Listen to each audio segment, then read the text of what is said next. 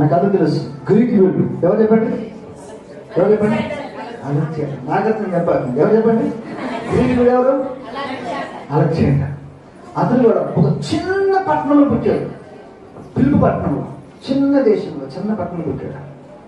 మరి అతడు 24 yearsలోనే రాజ్యానికి వచ్చి విత్ ఇన్ 6 years 6 సంవత్సరంలో ఎవరి ప్రపంచం అంతా కూడా ఏలాడు. దేవుని స్తోత్రం.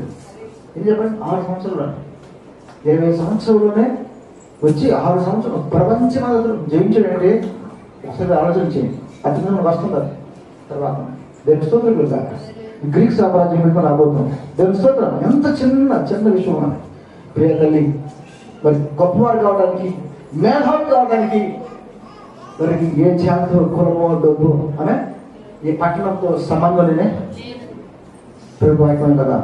దీనులను పైకి వెళ్ళమంతో వాడు మనకు కావాల్సింది దేని మనసు. ఎంత తగ్గించుకుంటే అంత తగ్గించుకుంటాం. ఎంతైనా చూద్దాం. తెలుసు కదా, ఎంత స్కిల్గా ఉన్నాయి.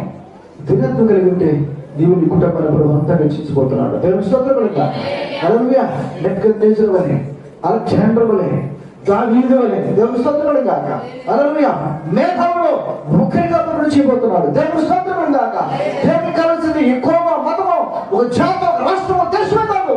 ఇవన్నీ మనుషులు ఏర్పాటు చేసుకున్నాయి. దేవుని స్తోత్రం కాక. దేవుని దృష్టిలో మానవులందరూ కూడా ఒకటే, వారి స్వభావమే తేడా. దేవుని స్తోత్రం. ఎవరైతే తీర మనసు కలిగి దేవుని సొంత నమ్మకస్తులుగా ఉంటారో వారి దేవుడు ఉన్నతమైన స్థాయికి తీసుకురాబోతున్నాడు.